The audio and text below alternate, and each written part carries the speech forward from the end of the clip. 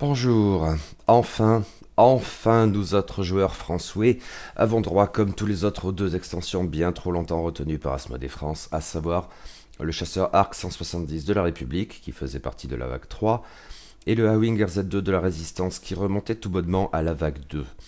Je ne vais pas revenir en détail sur ce navrant feuilleton et ses fâcheuses conséquences, j'ai eu bien des occasions d'évoquer tout ça. Adoptons pour aujourd'hui une posture positive et penchons-nous sur ces nouvelles extensions. Bien sûr, les concernant, je suis dans une situation passablement différente de la plupart de mes chroniques sur ce blog et cette chaîne. Je n'anticipe rien, ces vaisseaux ont déjà vécu dans le circuit international. Pour autant, moi qui ne suis pas à fond dans le méta, je serai parfois bien en peine de dire ce qui a brillé et ce qui a moins brillé. Cela sera surtout sensible, je crois, dans mon article sur le Hawing de la Résistance qui a été très populaire initialement et demeure intéressant, même après des ajustements, des coups parfois drastiques. Je n'ai affronté qu'une seule fois ce vaisseau et sur une base de proxy. Le chasseur Arc 170 de la République, en revanche, j'ai eu un certain nombre d'occasions de l'affronter et je peux donc, dans son cas, arguer d'un minimum d'expérience, au moins en tant qu'antagoniste. Et puis, si le Hawing RZ2 se distingue pas mal de son précurseur souvent décrié, le Hawing RZ1 de l'Alliance Rebelle, le chasseur Arc 170 de la République demeure bien plus proche de celui de ces mêmes rebelles. En fait, dans ce cas précisément, c'est le même vaisseau. C'est seulement que son âge d'or correspond à l'époque de la République. Les arcs pilotés par les rebelles sont des vieux coucous qui témoignent de la solidité du châssis. Les coups et les pilotes cependant sont très différents, sans même parler des améliorations, ce qui traduit bel et bien la singularité de chaque avatar du vaisseau en termes ludiques, ce qu'Asmodée France ne voulait donc pas comprendre. Et il me faut noter une autre chose davantage à titre personnel. Moi qui ne suis jamais parvenu à rien avec l'Alliance Rebelle, faction que je ne sais pas appréhender, à chaque fois que j'ai tout de même voulu tenter le coup, réfléchir au moins à une liste, etc., le premier vaisseau que j'avais envie de jouer était précisément le chasseur Arc 170. Et le deuxième était souvent le Hawing RZ1 mal aimé, mais là ça relevait de l'esprit de contradiction renforcé par mon background de joueur impérial. L'Arc 170, je l'aime d'amour. Je trouve la figurine cool, son principe de jeu cool, je trouvais ses pilotes rebelles cool, et je trouve probablement ses pilotes républicains encore plus cool, au point où je me fous plus ou moins de ses performances effectives. En fait, disons-le, l'absence de ce châssis en France est probablement une des principales raisons qui m'ont dissuadé de tenter des choses avec la jeune faction républicaine depuis la vague 3, là où j'ai très régulièrement joué les séparatistes. Je trouvais qu'il manquait quelque chose dans les optiques de jeu qui me bottaient pour cette faction, en tout cas, maintenant je n'ai plus cette excuse.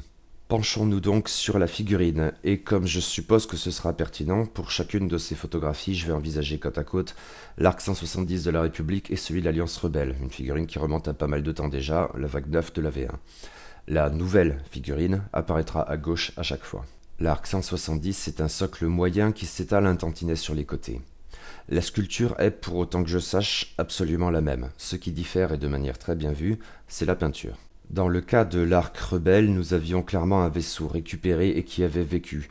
Sa peinture était crade, écaillée, délibérément et pour un rendu tout à fait satisfaisant. En revanche, l'Arc de la République est un vaisseau flambant neuf, produit en masse dans un contexte d'armée régulière. Impression sans doute renforcée quand on le joue aux côtés de chasseurs Tauren V19.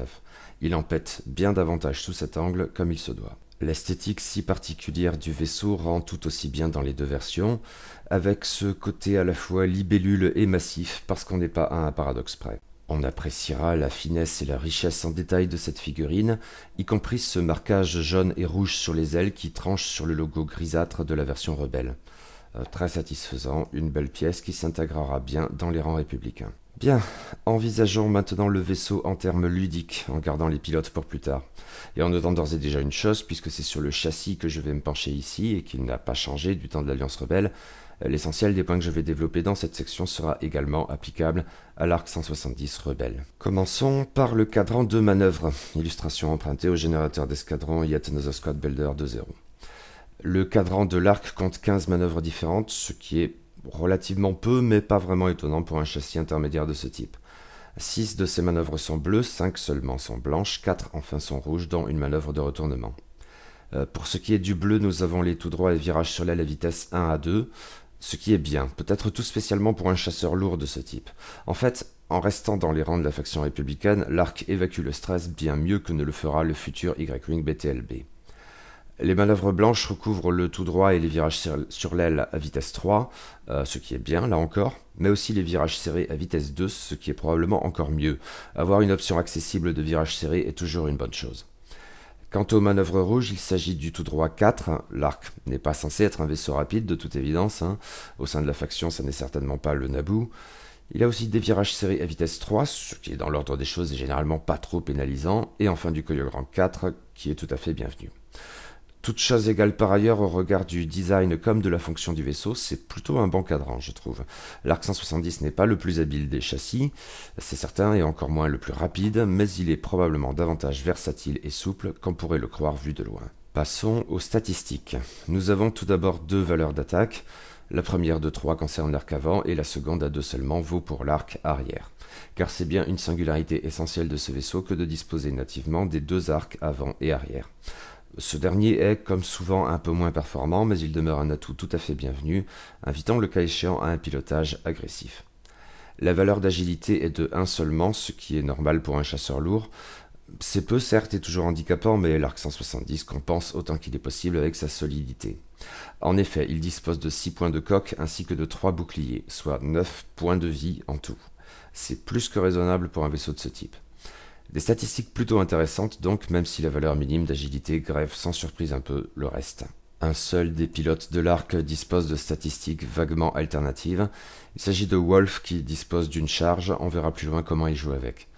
Pas de pilote Jedi ici et donc aucun profil doté de marqueur de force, mais il sera possible d'embarquer des utilisateurs de la force. À ce jour seulement un équipage qui est le chancelier Palpatine Dark Sidious, présent dans cette extension, mais Ahsoka Tano en tant qu'artilleur sera également disponible avec la vague 5. La barre d'action de l'arc est assez limitée, 2 actions blanches qui sont classiquement concentration et acquisition de cible, et une action rouge de tonneau, tout à fait bienvenue comme on le verra. Pas d'action liée.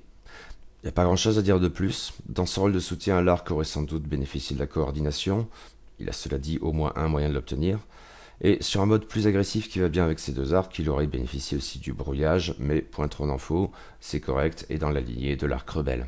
Pas de profil alternatif ici non plus. Reste à envisager les données saisonnières, soit les coûts, qui ont déjà pu évoluer depuis la sortie mondiale de l'arc 170 lors de la vague 3, et les emplacements d'amélioration.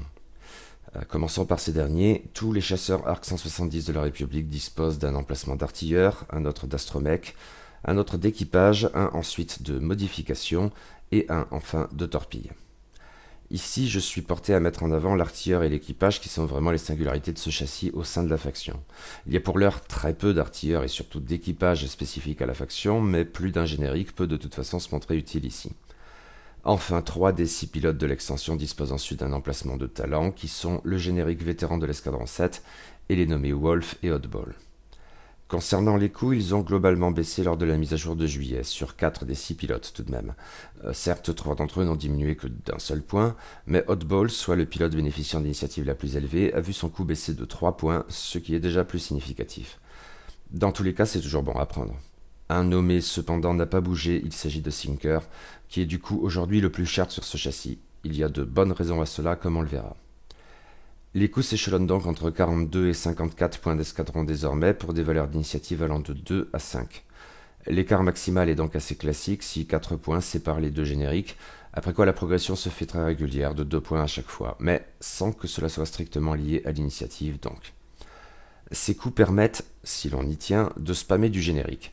Cela dit, l'arc de manière générale bénéficie sans doute à s'équiper de quelques améliorations utiles qui peuvent augmenter les coûts et parfois assez radicalement. Sur une base de générique, on peut viser le quart de liste et donc aligner 4 arcs, mais on sera probablement au-dessus avec les nommés, au moins les plus capés. À titre de comparaison, pour le chasseur Arc 170 rebelle, les coûts s'échelonnent entre 48 et 55 points d'escadron, ce qui est globalement plus élevé. Maintenant, la comparaison a ses limites et ne doit pas nous tromper. L'Arc rebelle ne dispose que de 4 pilotes différents, qui sont tous nommés et qui disposent tous d'un emplacement de talent. Ce qui est parfaitement logique dans l'optique de ce vieux coucou disponible en quantité restreinte, seulement, du temps de la bataille de Yavin et de tout ce qui s'ensuit. La présence de génériques pour l'arc républicain change considérablement la donne, mais les pilotes nommés des 2 factions se situent en gros au même niveau. Seul Nora Wexley se distingue vraiment au sein de la rébellion en grimpant à 55 points d'escadron, soit 1 de plus que Sinker et 3 de plus qu'Oddball, ce dernier étant le seul pilote d'arc à initiative 5 pour la République. Elle est à vrai dire la seule pilote d'Arc Rebelle dont le coût n'a pas diminué en juillet. Ce qui n'a rien d'étonnant me concernant, ses capacités spéciales est vraiment très bonne. Bien meilleure à vue de nez que celle d'Oddball. La comparaison avec Sinker est plus difficile car les deux vaisseaux n'ont pas du tout la même optique de jeu. Je crois que nous avons fait le tour. Maintenant, les pilotes. L'extension comprend 6 pilotes pour le chasseur Arc 170 de la République. 2 d'entre eux sont des génériques à initiative 2 et 3, tandis que les 4 suivants sont nommés et limités à un seul exemplaire chacun, pour des valeurs d'initiative allant de 3 à 5. Le premier des pilotes génériques est le pilote du 104e bataillon à initiative 2 pour 42 points d'escadron, seulement aurais-je envie de dire. Et le second est le vétéran de l'escadron 7, initiative 3, 46 points d'escadron, et qui se distingue en outre du précédent par la présence d'un slot de talent.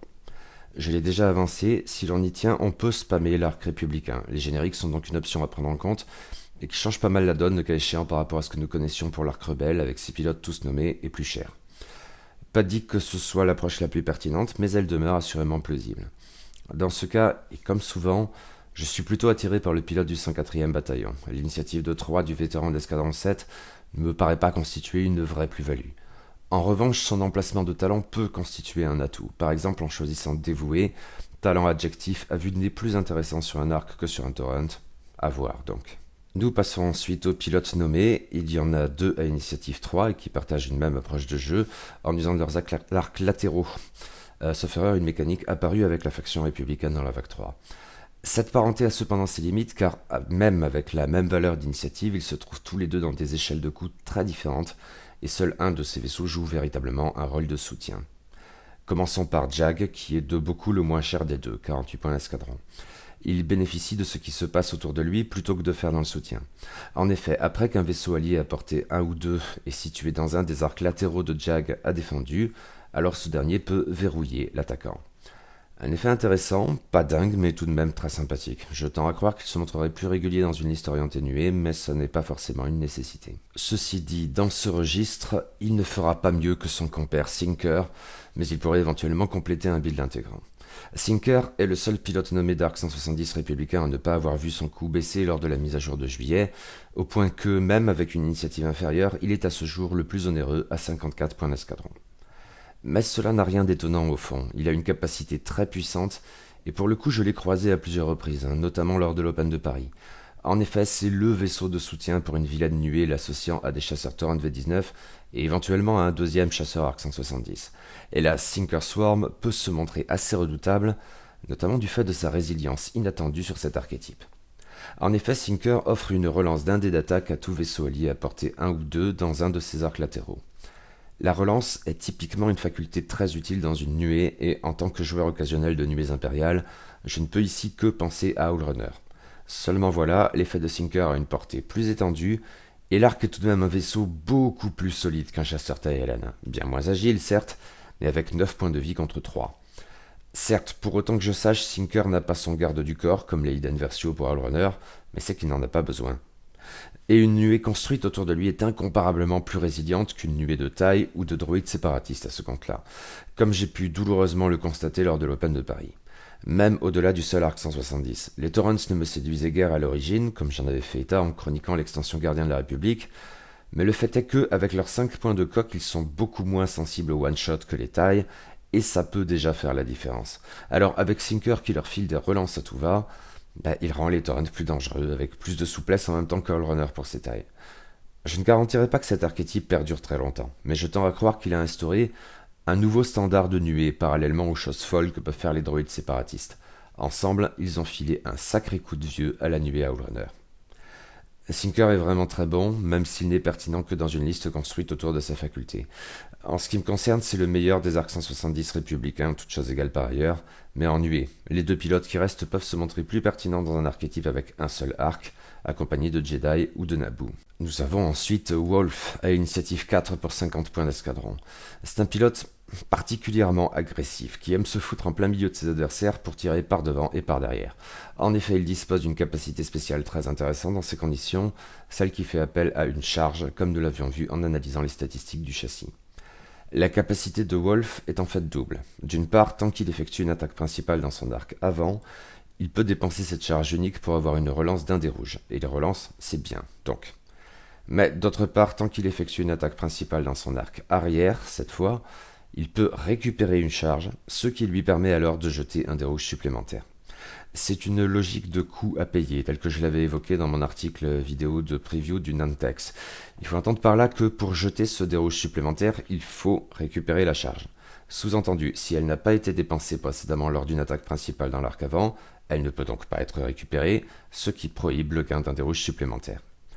Le truc rigolo, c'est que dans un monde merveilleux, peut-être en embarquant un artilleur de poupe vétéran, Wolf peut faire tout ça dans un même tour. Il faut certes qu'il ait une cible dans chacun de ses arcs principaux, mais cela donne ceci. Wolf effectue une attaque dans son arc avant et dépense la charge pour relancer un dé.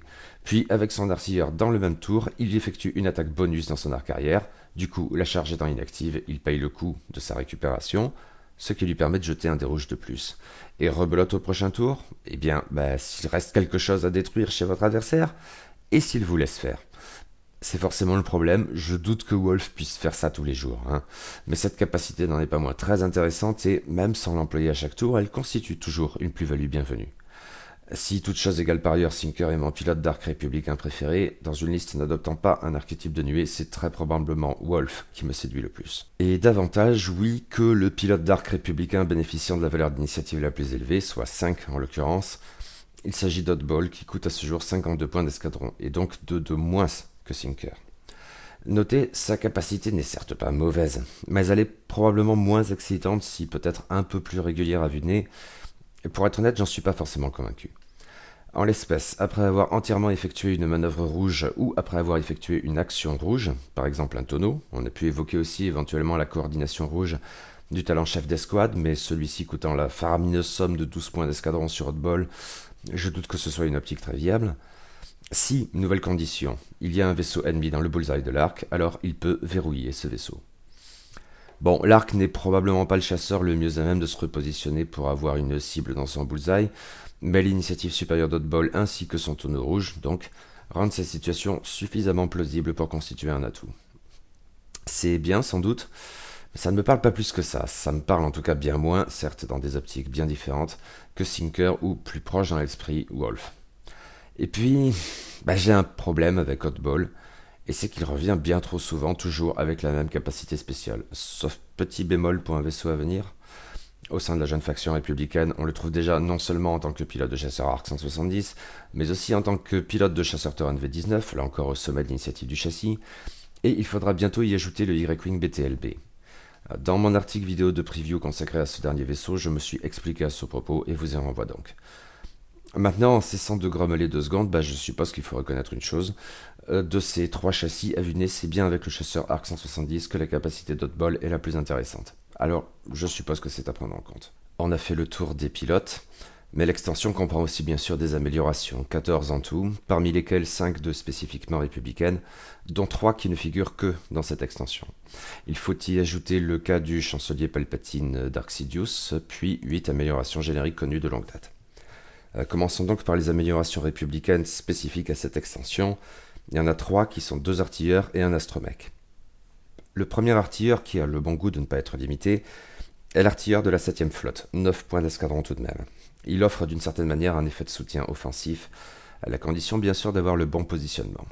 Voici. Quand un vaisseau allié effectue une attaque principale, si la cible est dans l'arc de tir de l'arc embarquant cet artilleur, alors ce dernier peut dépenser la charge unique de cette carte pour faire que l'attaquant jette un dé supplémentaire. Ici, il faut se souvenir que cette amélioration n'est pas limitée. Si chaque artilleur de la 7ème flotte ne dispose que d'une seule charge, plusieurs vaisseaux peuvent l'embarquer et, même si c'est assez douteux en termes de positionnement comme de coût, ils peuvent renchérir sur ce bonus jusqu'à 4 dés rouges supplémentaires, ce qui paraît tout de même très très improbable, hein. Même 2... Maintenant, cette charge unique n'est pas définitivement perdue. Pendant la phase de système, on peut la récupérer en échange d'un marqueur de désarmement. Certains handicaps assez élevés, mais à supposer que le vaisseau embarquant l'artilleur de la 7ème flotte ne pourra pas tirer à chaque tour. Faut voir, mais je suis plutôt sceptique en fait, hein. Ne serait-ce qu'un dé rouge supplémentaire sans autre coup, c'est non seulement plausible, c'est aussi assez fort. Ok. Reste que cet artilleur coûte cher, ce qui me dissuaderait à vue de nez de le spammer. En fait, en l'état, les coups ne permettent de toute façon pas de l'équiper sur 4 arcs génériques de bas niveau. Le bonus maximal de 4 dés rouges supplémentaires n'est donc un cas d'école, irréalisable en pratique, et on s'en doutait un peu tout de même. Alors c'est sans doute ainsi qu'on en bénéficierait le plus. Mais il y a un autre problème ici, l'arc ne dispose en toute logique que d'un seul slot d'artilleur, ce n'est pas une forteresse stellaire MG100 de la Résistance. Dès lors, embarquer l'artilleur de la 7ème flotte ou tout aussi bien le commandant Clone Cody que nous allons voir juste après, implique de ne pas embarquer un autre artilleur, dont l'artilleur de poupe vétéran, qui va pourtant très très bien avec le chasseur Arc 170. Du coup, ouais, je suis pas très convaincu, hein, surtout à ce prix. Pour mémoire, l'article Hammer the Opposition, un titre éloquent, sur le site de FFG, qui présentait l'extension, donnait un exemple pas forcément hyper plausible, mais rigolo, dans lequel Wolf, qui jetait déjà un des rouges supplémentaire dans son arc arrière du fait de ses capacités spéciales, en jetait encore un de plus, soit 4 en raison du soutien d'un camarade générique embarquant l'artilleur de la 7ème flotte.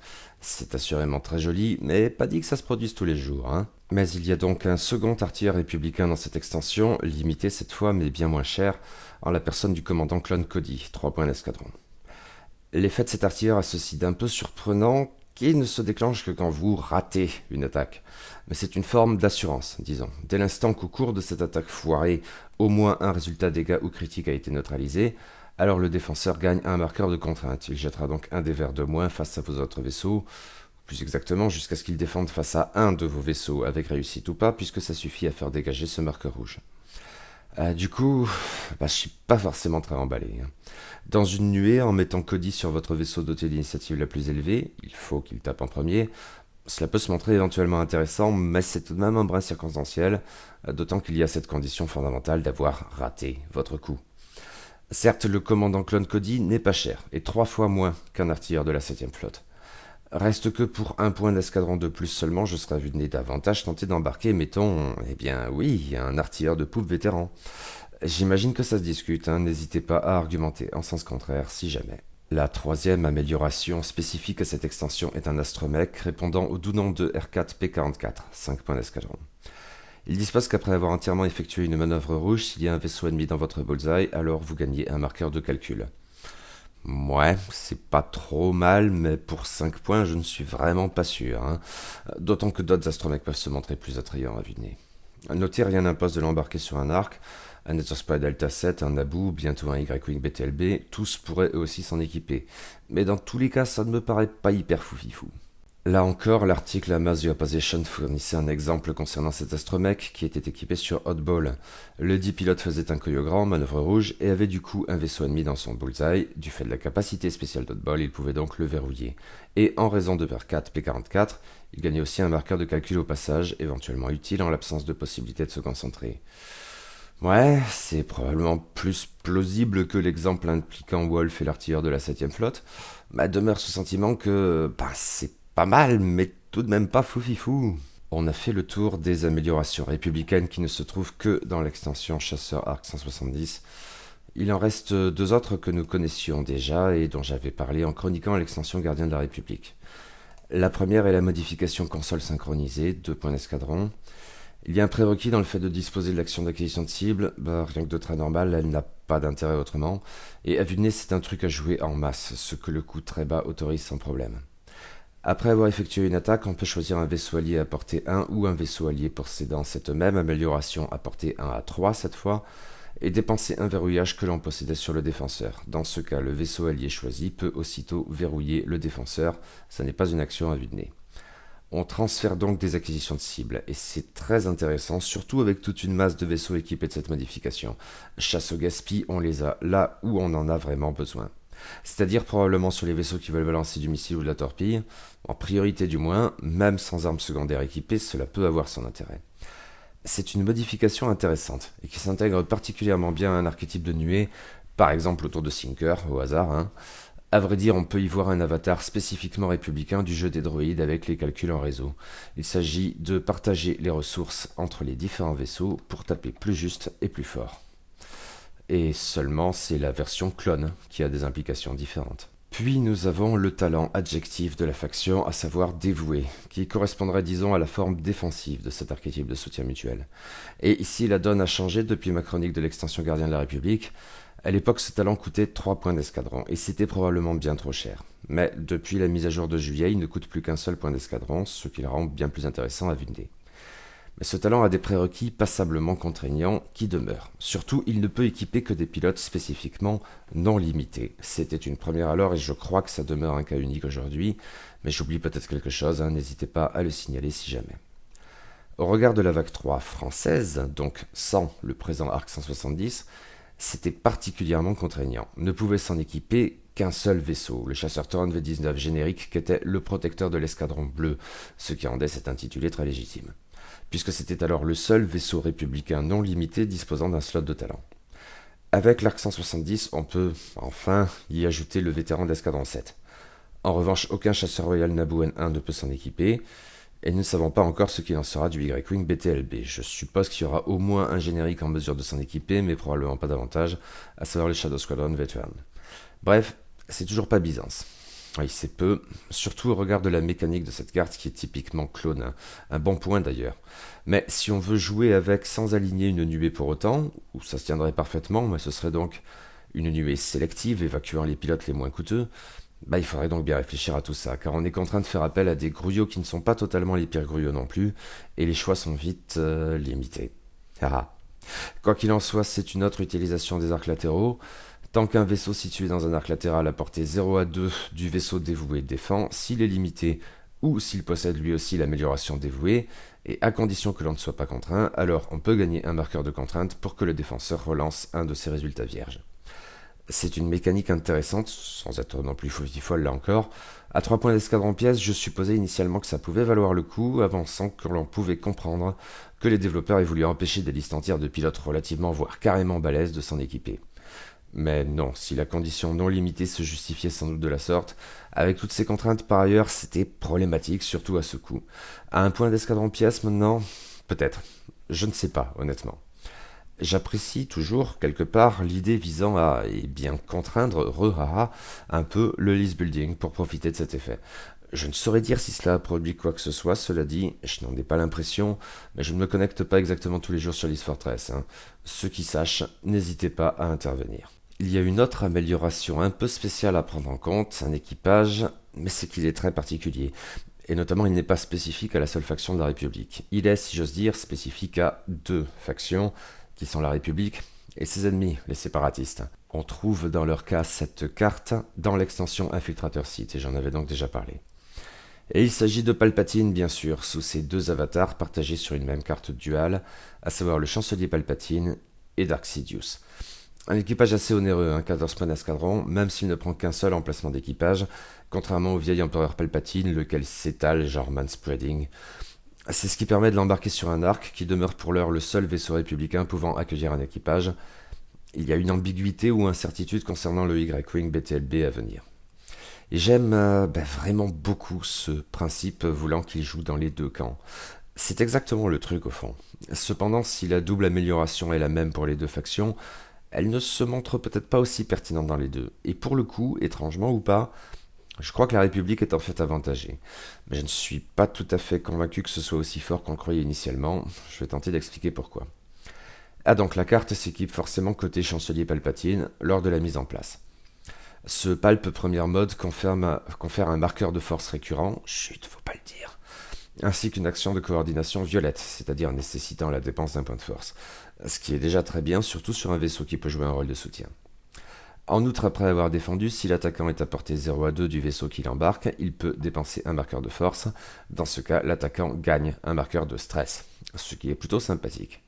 Enfin, pendant chaque phase de dénouement, on peut retourner la carte. Et Palp se révèle alors en tant que Dark Sidious. A noter, on ne peut plus ensuite retourner cette carte. Une fois que le chancelier s'est révélé en tant que Sith, il le restera jusqu'à la fin de la partie. Cette transformation ne change rien pour ce qui est du marqueur de force conféré par l'équipage, bien sûr, mais aussi concernant la coordination violette. Cependant, cette dernière a alors des implications différentes. En effet, après avoir effectué une coordination violette, le vaisseau coordonné gagne un marqueur de stress, ce qui n'est pas très cool. Mais il gagne aussi un marqueur de concentration, ce qui est très cool, ou peut choisir de recharger un marqueur de force, ce qui est potentiellement super cool. À vrai dire, tout spécialement, c'est là le paradoxe de cette carte peut-être, ou pas. Bref, tout spécialement pour les éventuellement nombreux Jedi de la République à bord de leurs chasseurs, qui ne peuvent pas s'équiper de haine, contrairement aux vilains Sith séparatistes. Or, à l'heure actuelle, si l'on veut bénéficier de l'effet de Palp Sidious concernant la force dans la faction des séparatistes, il n'y a pas 36 000 options. Il faut aligner 2 voire 3 infiltrateurs Sith.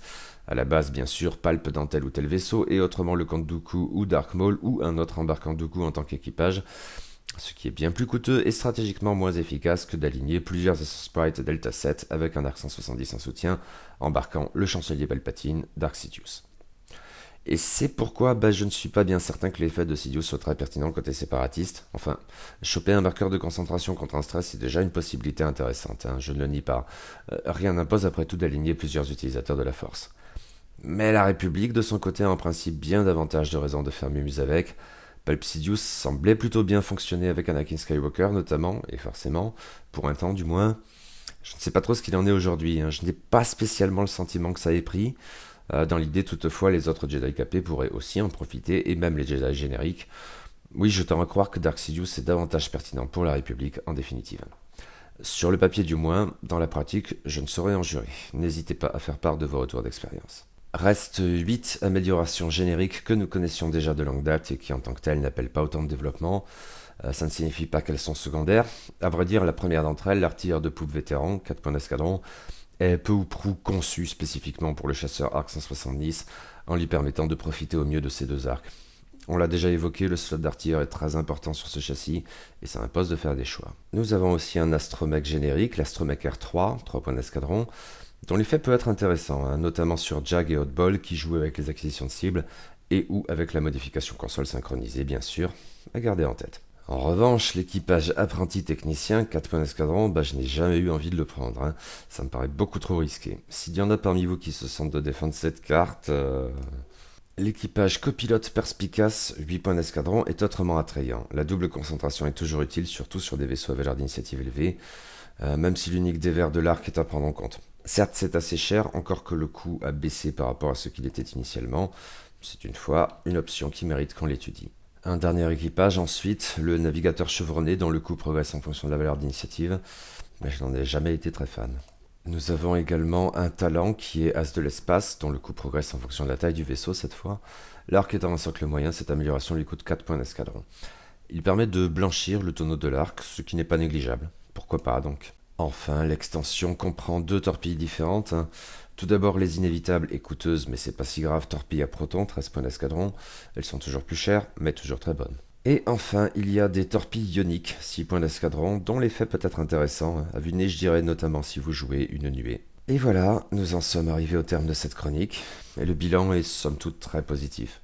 L'absence en France du chasseur Arc 170 au sein de la jeune faction de la République était vraiment très regrettable. Elle n'empêchait probablement pas de jouer la faction dans l'absolu, et on a vu des joueurs faire des choses assez folles en alignant que des Jedi notamment, mais à mes yeux c'était une lacune qui pesait lourd sur mon envie de réfléchir à des listes dans cette faction. Par esprit de contradiction peut-être, et si ça se trouve, mes premières listes républicaines ne l'incluront pas. Ceci étant, c'est un bon vaisseau, je l'aimais déjà chez les rebelles, à tort ou à raison, et il me parle encore davantage au sein de la République. Des pilotes comme Sinker, qui m'a bien fait souffrir à l'Open de Paris, et Wolf, tout spécialement, me parlent pas mal. Aussi, la possibilité de jouer davantage des améliorations spécifiquement républicaines, comme notamment la console synchronisée et éventuellement le talent dévoué qui est devenu plus jouable. Si je demeure un peu partagé concernant les artilleurs républicains, ou à vrai dire également le chancelier Palpatine Dark Sidious, ce sont typiquement le genre de cartes qui me donnent envie de tester des trucs et des machins. Et j'apprécie la polyvalence de ce châssis qui peut faire aussi bien dans le soutien prudent que dans le loup solitaire se jetant au cœur de la mêlée. Oui, il me plaît bien ce vaisseau qui a décidément plus d'une corde à son arc. Haha, mais qu'il est drôle. Prochaine chronique, cela dit, l'autre retard français, plus conséquent encore en fait, aussi bien en termes de temps écoulé, la vague 2 tout de même, que d'impact sur le méta, le A-Wing RZ2 de la Résistance. A bientôt donc. Mais d'ici là, la petite séquence promotionnelle habituelle. J'espère que cette vidéo vous a plu. Si c'est le cas et si vous voulez soutenir la chaîne, je vous en prie, ça ferait bien plaisir. Vous avez plusieurs moyens pour ça. Vous pouvez vous abonner, vous pouvez commenter, bien sûr. Vous pouvez mettre un petit pouce vers le haut, vous pouvez partager. Tout ça est le bienvenu. Surtout, n'hésitez pas et merci d'avance. Et donc, à la prochaine fois.